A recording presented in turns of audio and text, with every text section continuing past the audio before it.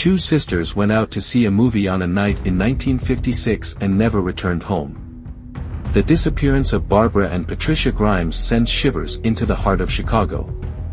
Weeks later, two lifeless bodies were recovered, but everything behind those events remains in the wraps. Was it an unfortunate accident? A crime born of malice? Or something infinitely more complex? Let's try to find out in the story of the Grimes sisters. Barbara, 15, and Patricia, 12, Grimes were just like any other teenagers in 1956. They adored Elvis Presley, giggled over pop songs, and cherished the simple joys of youth.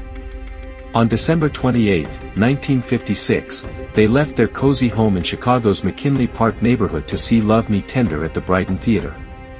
They promised their mother they'd be home by midnight. But when midnight struck, the sisters failed to show up home. Their disappearance would prompt one of the largest manhunts in Chicago history and headline newspapers throughout the country. Weeks later, their bodies were discovered under very shocking circumstances and with questions still remaining up to this time. The Grimes sisters, who they were. Barbara was the sensible older sister who liked her music and looked after her younger siblings, while Patricia was bubbly, inquisitive, and hero-worshipped her sister and Elvis Presley. They were inseparable, and each watched out for the other. It was just another winter evening, go to the movies, catch the bus home, and make curfew.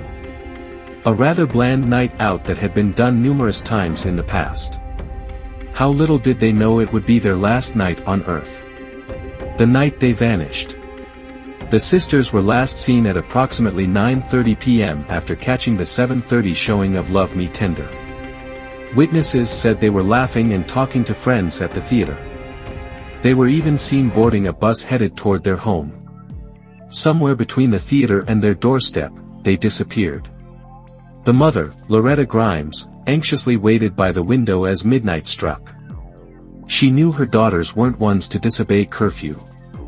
As the hours ticked by, panic set in. By morning, she called the police, and the search for Barbara and Patricia was underway. The manhunt and false leads. The city of Chicago came together in search of the Grimes sisters. Police officers, volunteers, and even psychics joined in the effort. Every lead, no matter how far-fetched, was pursued. The police hotline was inundated with witnesses, some swearing they saw the girls hitchhiking, others claiming the sisters had been spotted at various diners. A bus driver reported seeing two girls answering their description getting off near Damon Avenue. None of these tips proved to bring in any concrete answers. The case enthralled the public, and newspapers ran the story daily. Elvis Presley himself made an appeal, asking the sisters to come home if they were running away. Despite the high-profile attention, the case grew colder with each passing day. The grim discovery. On January 22, 1957, almost a month after they had vanished, Leonard Prescott, a local construction worker, stumbled upon a grisly discovery. Driving down German Church Road in Willow Springs, he saw what looked to him like two figures lying in a ditch. He thought they were mannequins at first glance. As he drew nearer, he realized the awful truth: it was Barbara and Patricia Grimes. The sisters' bodies were found naked, lying side by side. It looked as though the bodies had been deliberately placed in the ditch.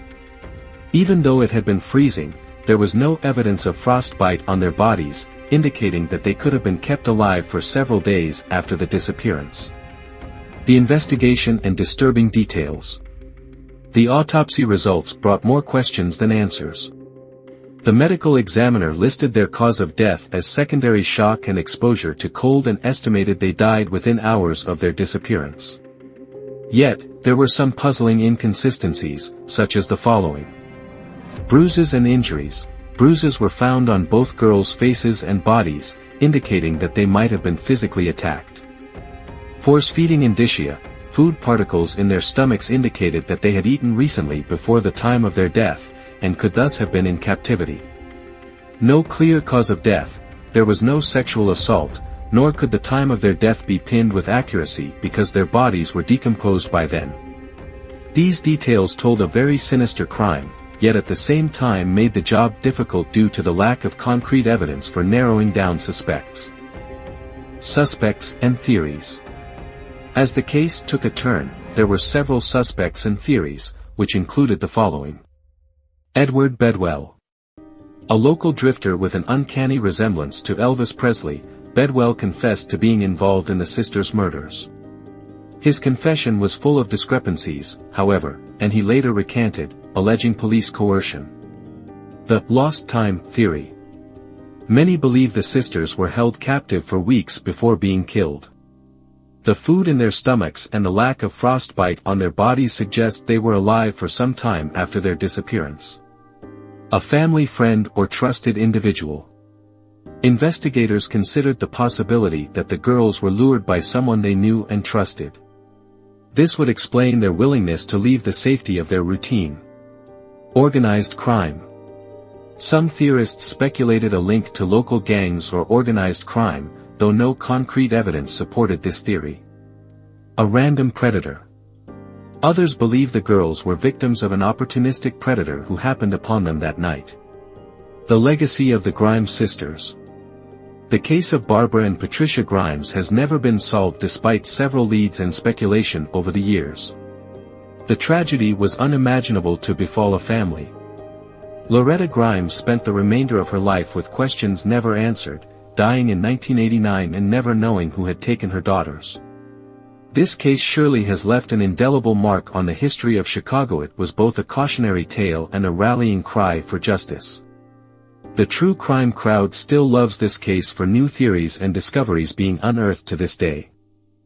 If you have not subscribed to this channel, please do now. The Grimes sisters are the reminder of how in an instant, innocence is stolen. As we revisit their case, we remember them and continue the search for answers. What do you think happened to Barbara and Patricia Grimes? Could the truth still be found after all these years? Share your theories in comments below. If you like videos about mysterious cases that were never solved, please like, subscribe, and share. By doing so, you will be keeping their story alive and continuing to seek justice.